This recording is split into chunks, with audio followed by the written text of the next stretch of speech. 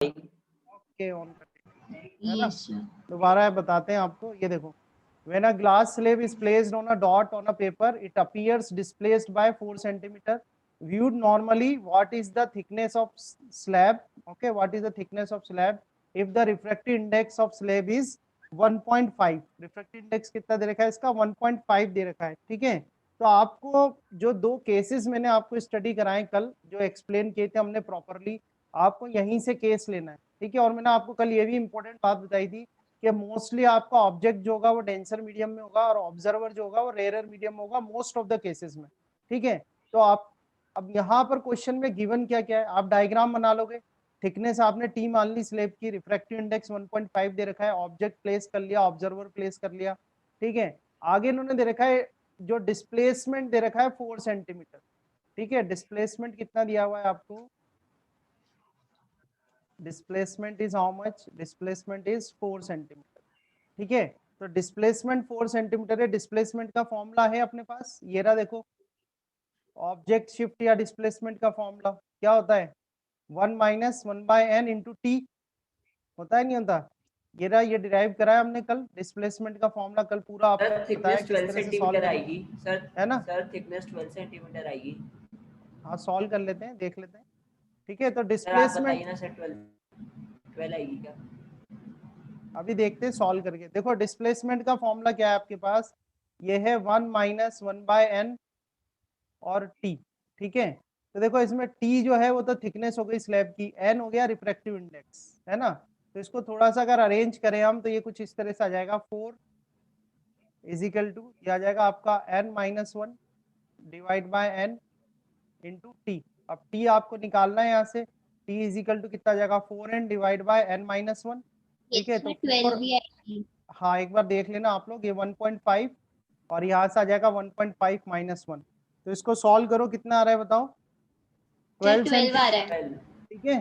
तो देखो यही प्रॉब्लम अपन रे डायग्राम बना के भी सॉल्व कर सकते हैं, पर जब आप कंपटीशन में जाके क्वेश्चन करोगे तो कंपटीशन में आपके पास इतना टाइम नहीं रहेगा कि इस तरह से आप रे डायग्राम बनाओगे और रे डायग्राम बना के फॉर्मूला निकालोगे तब जाके सॉल्यूशन आएगा। ऐसा नहीं करना आपको। मैं आपको रिपीटेडली बोल रहा हूँ कि मोस्ट ऑफ द केसेस में आपका जो ऑब्जेक्ट है वो डेंसर मीडियम में होगा और जो आपका ऑब्जर्वर है वो किस में होगा? रेयर मीडियम में होगा, ठीक है। तो आपको डायरेक्टली ये फॉर्मूला लगाना है और ये फॉर्मूला आप अप्लाई करो और फॉर्मूला अप्लाई करके डायरेक्टली आपका आंसर आ जाएगा। सर 12 कैसे आ रही है इसमें? इसको सर सॉल्व 12 करो ना, कैसे आएगी? सॉल्व 4 करके देखो इंटू कितना आ रहा है। 1.5 6 आएगा और 1.5 माइनस 1.5 आएगा, तो 6 divided by 0.5 is equals to 3। करो इसको सॉल्व करो, 4 इसको रिमूव करो, इसको 10 कर दो, ठीक है। 15 4 से कितना जाएगा? 60। तो 60 डिवाइड बाय 10 ये हो गया यहाँ पे, और 1.5 माइनस 1 ये 0.5 आ गया आपके पास। तो 60 डिवाइड बाय 10 तो ये हो गया आपके पास, यहाँ पर आपके पास 0.5 है तो ये 10 यहाँ पर आ जाएगा। 10 से 10 कैंसिल कर लो, 5 से इसको कैंसिल कर लो, कितना आ रहा है? How much? 12 आ रहा है, 12 आ रहा है बेटा, ठीक है। थोड़ा कैलकुलेशन कोई बात नहीं, बट सॉल्व करके देखो। आया समझ में? नहीं आया? कॉन्सेप्ट मैंने कल लास्ट क्लास में आपको बिल्कुल एक्सप्लेन कर दिया था, तो अभी मैं यहाँ पर नहीं जा रहा हूँ बिल्कुल भी, ठीक है। टॉपिक फिनिश करेंगे। अब नेक्स्ट क्वेश्चन करा रहा हूँ, नेक्स्ट क्वेश्चन ट्राई करना आप, ठीक है। नेक्स्ट क्वेश्चन देखो इसमें, देखो नेक्स्ट क्वेश्चन कराते हैं।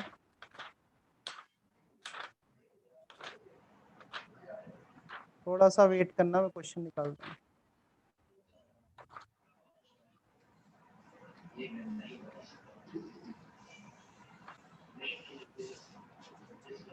ठीक है ना। चलो नेक्स्ट क्वेश्चन देखते हैं। आप लोगों को भी ट्राई करना है अब क्वेश्चन, ठीक है। ये सेम टॉपिक का अपरेंट डेप्थ का, इसमें क्वेश्चन दिया हुआ है आपको। We have a question, a bright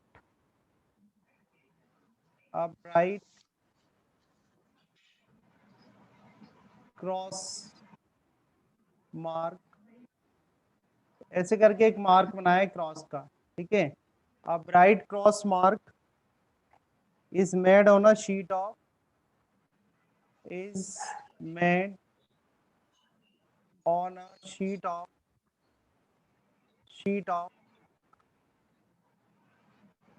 white paper, okay, sheet of white paper, ठीक है, ये दिया हुआ है over the white paper, over a white paper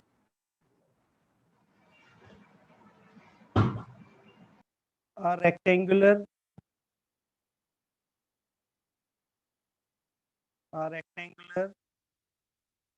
glass slab, a rectangular glass slab is placed। ठीक है, उसके ऊपर क्या करा, एक रेक्टेंगुलर, देखते हैं कौन सबसे पहले सॉल्व करेगा। दोनों तरीके से सॉल्व हो सकता है, ये कॉन्सेप्ट से सॉल्व करोगे टाइम ज्यादा लगेगा, और अगर उस ट्रिक से सॉल्व करा तो जल्दी से आंसर आ जाएगा। ठीक है, glass slab is placed, okay,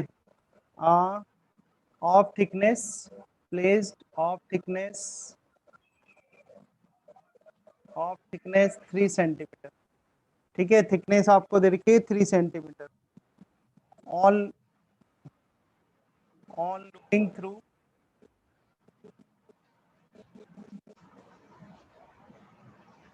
on looking through, ठीक है, on looking through the image of the mark, the image of the mark, image of the mark appears,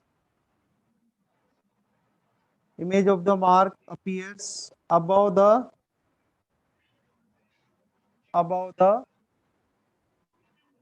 mark। ठीक है, उसको जब वो देख रहे हैं अपन, तो वो जो मार्क आपने बनाया था, ठीक है, उस मार्क से वो कैसा दिख रहा है, ऊपर दिख रहा है, above the mark. Refractive index क्या दे ठीक रखी है, है? Above the mark. ठीक है, तो आपको बताना है find the upper, find it is how much, sir refractive index क्या दे दे रखा रखी है ना, ग्लास का तो 1.5 होता है, अभी यूज तो किया था आपने ग्लास का रिफ्रैक्टिव इंडेक्स, अभी 1.5 पिछले क्लास पिछले क्वेश्चन में तो यूज किया आपने। So find it is how much below one is the answer sir, one is the the answer. Upper surface. ठीक है, तो आपको बताना है कि ये अपर सरफेस से कितना है। तो देखो, एक तो ये है कि आप इसका डायग्राम बना लो, सर आंसर डायग्राम कर बना दिया के मैंने पूरा स्टडी, सॉल्व समझ करो, ना। और एक है कि आपको कॉन्सेप्ट आता है, क्या कॉन्सेप्ट आता है तो तो डायरेक्ट वन, आंसर आता है, आएगा इसका। करो, तो ऐसा तो करा वन है कि आएगा आंसर, एक वन क्रॉस आएगा। मार्क, हाँ और करने दो आंसर, और करने दो, सबको आंसर करने दो। एक क्रॉस मार्क बनाया गया है, ठीक है, और उस क्रॉस मार्क के ऊपर एक शीट रेक्टेंगुलर ग्लास स्लेब रख दी, उस ग्लास स्लेब की थिकनेस 3 है।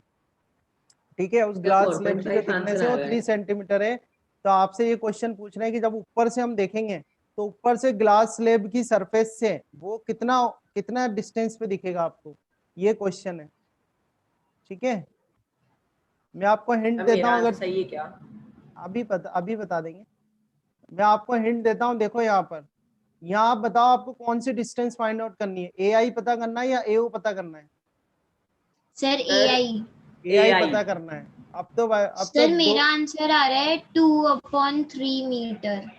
देख लो डेरिवेशन ये हो रही है यहाँ पर ही, इसी पेज पे डेरिवेशन है, देख लो आप। आपको AI सर निकालना है, मेरा आंसर आंसर आ रहा है। बताइए ना। AI मतलब सर मेरा एपेरेंट आंसर डेप्थ 2 आ रहा निकालनी है। है आपको। ठीक है, रियल डेप्थ आपको दे ही रखी है। ये सर यही आ रहा है सर 2 आ रहा है। हाँ बोलो टू हर्षित, बोलो अपॉन बेटा, सर रियल, सर 2 आंसर आ रहा है मेरा तो। कितना आएगा हर्षित? 2 सर 2। सेंटीमीटर आएगा ना यार, सर सॉल्व रियल, कर। सर एक, ये सर मेरा 2 ही आ रहा है। तो और क्या 2 आएगा, देखो इतनी अच्छी डेरिवेशन आपको लास्ट क्लास में कराई सर ये है। तो बहुत इजी है, डायरेक्ट बहुत इजी फॉर्मूला है लग रहा है, क्योंकि, 1/n। हाँ बहुत इजी है, पर वो इसलिए इजी है क्योंकि मैंने ये सब आपको समझा दिया पहले ही, ये सारी चीजें आपको पता है।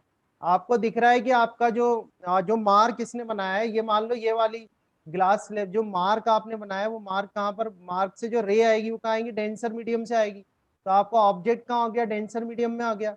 तो फॉर्मूला कौन सा लगेगा, ये वाला 1/n इज इक्वल टू, देखो आप फॉर्मूला यहाँ पर लगाओ, 1/n इज इक्वल टू, आपके पास फॉर्मूला क्या आएगा, apparent apparent depth. and upon ठीक है, real time। हाँ सर एपरेंट तो डेप्थ उसकी, उसकी रियल डेप्थ क्या है सर? फिर रियल डेप्थ क्या डिवाइड है? बाय क्या सर आएगा, रियल रियल डेप्थ ही डेप्थ। तो है 3 सेंटीमीटर। रियल डेप्थ क्या होगी, सर जो वो तो उसका वो थिकनेस दिया है है। थिकनेस, भाई जो उसकी सर थिकनेस तो दी गई है थिक वही रियल इसमें, डेप्थ है ना उसकी। तो आपको तो एपरेंट डेप्थ पूछा है उसने, एपरेंट डेप्थ कितना होगा, तो एपरेंट डेप्थ यहाँ से निकाल लो, apparent depth is equal to कितना होगा, रियल डेप्थ कितनी है उसकी 3 सेंटीमीटर, एन कितना आएगा ग्लास का 1.5 आएगा। टू आंसर आ गया। हाँ बोलो 2 सर आपको सेंटीमीटर मेरी इसका वॉइस आंसर क्लियर होगा। आ रही है क्या? हाँ बिल्कुल आ रही है इसमें अर्चित।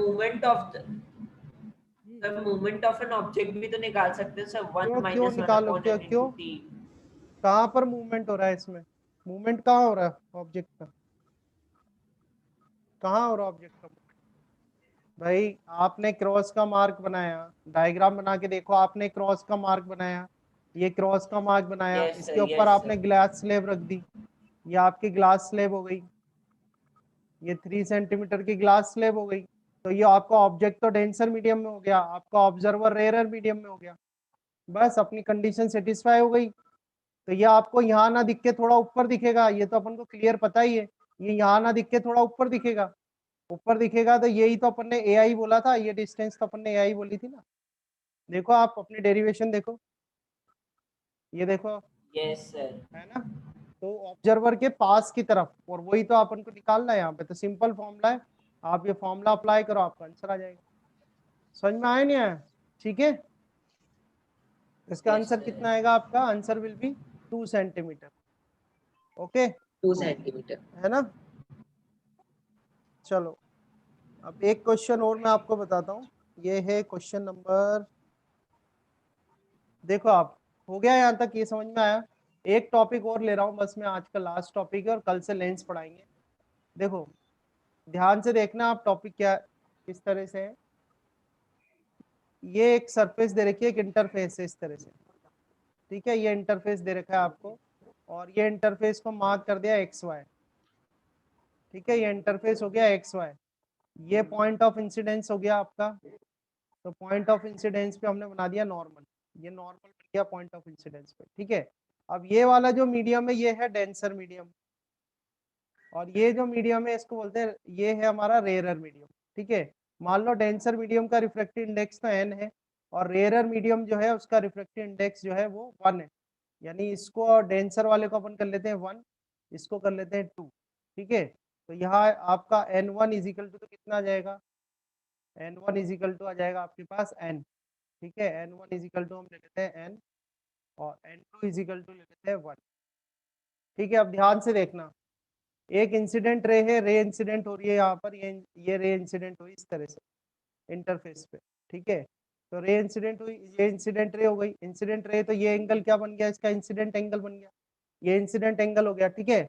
अब ये नॉर्मल है, ये डेंसर मीडियम है, ये रेयर मीडियम है, तो जब लाइट रे डेंसर मीडियम से रेयर मीडियम में जाएगी तो टूवर्ड्स द नॉर्मल जाएगी या अवे फ्रॉम द नॉर्मल जाएगी, away from the normal. Away from the Away normal from जाएगी, the ठीक normal. है। तो कुछ इस तरह से Yes, कर दूं sir. मैं, ये अवे फ्रॉम द नॉर्मल कर दूं मैं, ये away from the normal, Yes, sir. ठीक है। अब थोड़ा सा समझने की कोशिश करना, ये अपना हो गया R हो गया, ठीक है।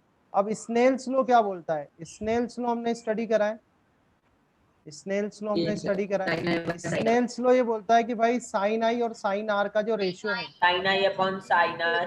का जो रेशियो है Constant. वो क्या होता है, कांस्टेंट रहता है, ठीक है। तो मैं ये लिख सकता हूँ कि भाई sine I is equal to constant, ध्यान से समझना, sine I is equal to constant into sine R कर दूं, अगर कांस्टेंट हटाऊंगा तो sine I is proportional to sine R आ जाएगा, आ जाएगा नहीं आ जाएगा, और यहाँ से मेरे पास क्या आ जाएगा, I is proportional Yes, to sir. R, yes sir. समझ में आ रही है बात।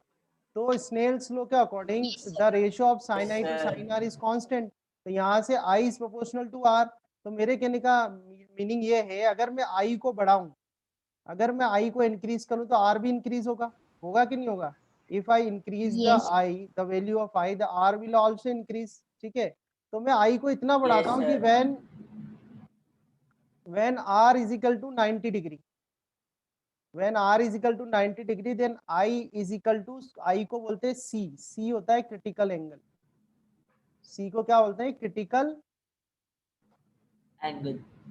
एंगल। अब ध्यान से समझने की कोशिश करना, मैं क्या कर रहा हूँ, पहले हमने आपको कॉन्सेप्ट बताया, इस कॉन्सेप्ट से ये आ गया कि I is proportional to are, अगर आई को बढ़ाया जाएगा तो आर भी इंक्रीज होगा, तो अगर हम आई को इतना कर दें, आई को क्या कर दें, क्रिटिकल एंगल कर दें कि रिफ्रैक्टेड एंगल की वैल्यू कितने जाए, 90 डिग्री, तो देखो आप ये डायग्राम, ये रे डायग्राम कुछ इस तरीके का बन जाएगा, देखना आप, ये जो रे डायग्राम है कुछ इस तरीके का होगा, देखो आप। सर तो सर एक भी रिट्रेस इट्स पाथ, ये तो फिर वो शो कर देगा।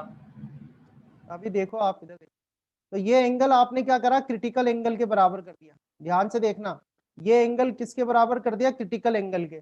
तो इंसिडेंट एंगल क्रिटिकल एंगल के कब बराबर होता है, जब रिफ्रैक्टेड एंगल कितना हो जाए, 90 डिग्री। तो यानी यहाँ पर अगर मैं रिफ्रैक्टेड रे बनाऊंगा तो रिफ्रैक्टेड रे कुछ इस तरह से बनेगी, बनेगी नहीं बनेगी, ये बन गई आपकी रिफ्रैक्टेड रे।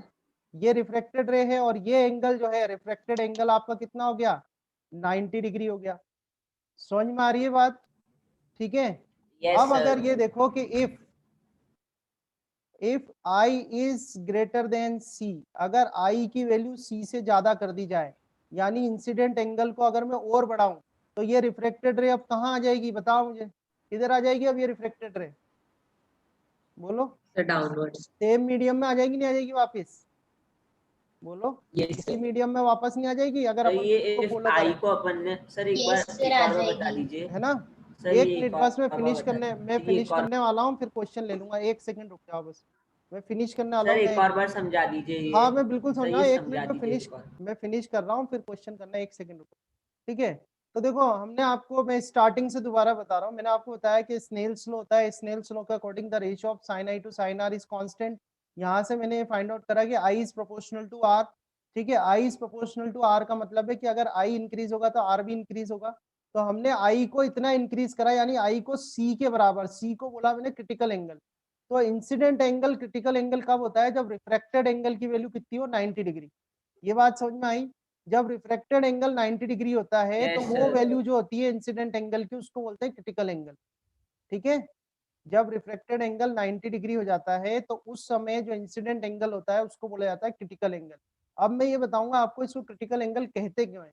इसको क्रिटिकल एंगल इसलिए कहते हैं कि अगर इसकी वैल्यू, अब अगर इसकी इंसिडेंट एंगल की वैल्यू क्रिटिकल एंगल से ज्यादा करी जाए, तो ये जो रे होगी आपकी, जो रिफ्रैक्टेड रे होगी, ये रिफ्रैक्टेड रे वापस सेम मीडियम में आ जाएगी, आ जाएगी नहीं आ जाएगी, the ray comes back into the same medium. आ तो अगर जाएगी सर। जो अगर इंसिडेंट रे तो ये हो गई, और ये आपकी रिफ्रैक्टेड रे हो गई। अगर रिफ्रैक्टेड रे सेम मीडियम में वापस आ जाए तो इस ये फिनोमिना क्या कहलाता है, बोलो क्या बोलते हैं इस फिनोमिना को, Reflection. रिफ्लेक्शन बोलते हैं, ठीक है। और रिफ्लेक्शन। यहाँ पर इसको बोला जाएगा total internal reflection, total internal reflection को शॉर्ट में बोलते हैं TIR, ठीक है। टोटल इंटरनल रिफ्लेक्शन इसको बोला जाता है TIR, समझ में आई बात, ठीक है। तो क्रिटिकल एंगल होता क्या है, critical yes angle sir. Incident angle की वो वैल्यू होती है कि जिससे अगर ज्यादा इंसिडेंट एंगल को बढ़ाया जाए तो हमें कौन सा फिनोमेना मिलता है, टोटल इंटरनल रिफ्लेक्शन का। टोटल इंटरनल रिफ्लेक्शन होता क्या है कि when a light ray travels, ध्यान से सुनना, when a light ray travels from denser medium to rarer medium. अच्छा ये होगा तभी जब लाइट रे जो है वो डेंसर से रेयरर में जाए, ये भी बहुत इसकी कंडीशन है, ये तभी होता है जब लाइट रे कहाँ जाती है, डेंसर से रेयरर में जाती है। तो ध्यान से सुनना कि when a light ray is coming from denser medium to rarer medium and its incident angle is greater than critical angle, ठीक है, its incident angle is yes greater sir. Than critical angle, then the critical. Refracted ray will bounce back into the same medium. जो refracted ray है वो same medium में वापस आ जाती है, and this phenomena is called total internal reflection. इस phenomena को बोलते हैं टोटल इंटरनल रिफ्लेक्शन, ठीक है। रिफ्लेक्शन। अब इसका यस जब सर। क्वेश्चन आएगा, ठीक है, मैं एक सेकंड में लेता हूँ क्वेश्चन, भले ही रिजॉइन कर लेना टाइम फिनिश हो जाए तो, ठीक है। अब इसका जब क्वेश्चन आता है तो क्वेश्चन में आपसे पूछते हैं कि क्रिटिकल एंगल की वैल्यू बताओ, अगर जो डेंसर मीडियम है उसका रिफ्रैक्टिव इंडेक्स दे रखा है आपको n, ठीक है। ध्यान से सुनना, आपसे पूछेंगे क्वेश्चन में, आपसे ये क्वेश्चन करेंगे कि for the total internal reflection find the value of critical angle. Total internal reflection के लिए क्रिटिकल एंगल की क्या वैल्यू होनी चाहिए वो फाइंड आउट करो। तो देखो बहुत सिंपल है, अगर मैं यहाँ पर लिखूं कि n21, आप लोग ही बताओ चलो, n21 अगर मैं लिखूं refractive index of medium 2 with respect to 1 क्या आएगा N2 by N1। And 2 by N2 by N1. N1। 2 by n1, और ये इज इक्वल टू कितना आ जाएगा, साइन Sin आई I by I sin by R। sin R। Sine I by sine R आ जाए। देखो बहुत आसान है, अब आपने बेसिक आ गया ना आपको, अब बहुत इजी है। देखो n2 की वैल्यू कितनी है 1, और n1 की वैल्यू कितनी है 1 n। है। तो n2 N की है। वैल्यू तो 1 रख दो यहाँ पे, ठीक है, और n1 की वैल्यू n रख दो, ठीक है, और इजिकल टू यहाँ पर लिख दो sine i by sine r. अब तो ये तो बात हो गई स्नेल्स लॉ की। अब टोटल इंटरनल रिफ्लेक्शन होगा कब? टोटल इंटरनल रिफ्लेक्शन कब होगा? जब इंसिडेंट एंगल की वैल्यू क्रिटिकल एंगल के बराबर हो, और अगर इंसिडेंट एंगल की वैल्यू क्रिटिकल एंगल के बराबर है तो रिफ्रैक्टेड एंगल की वैल्यू कितनी होनी चाहिए बताओ? 90 डिग्री। 90 डिग्री होनी चाहिए, 90 डिग्री। 90 डिग्री होनी चाहिए, ठीक है। अब ये कंडीशन आप इसमें रख दो, मैं इस जगह कर रहा हूँ है ना, ये कंडीशन आप इसमें रखो तो देखो क्या आएगा, 1/n is equal to sign, अब आई की जगह तो सी को रख दो क्रिटिकल एंगल साइन सी, और यहाँ रख दो साइन 90, ठीक है। साइन 90 कितना होता है बताओ? साइन 90 कितना होता है? 0 1 होता है। Zero, साइन 90 मतलब 1 1 होता है। 1 होता है 1 होता है। भाई अब टेबल लेवल तो याद कर लो।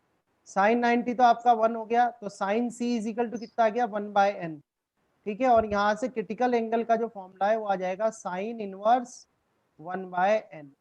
तो इसके जो भी न्यूमेरिकल आपको मिलेंगे उसमें आपसे पूछेगा कि find out the critical angle for total internal reflection, TIR के लिए क्रिटिकल एंगल कितना होगा वो आप फॉर्मूला बताओ। तो इस तरह से आप ये फॉर्मूला होता है। मैं कह रहा हूँ तो फॉर्मूला तो इसका आप एक क्वेश्चन करा दीजिए। इसका क्वेश्चन कराएं। सर एक डाउट। हाँ, अब पहले तो आप क्वेश्चन पूछ लो, जो भी क्वेश्चन पूछने आपको। अभी 7 मिनट से 7 मिनट्स में जो भी क्वेश्चन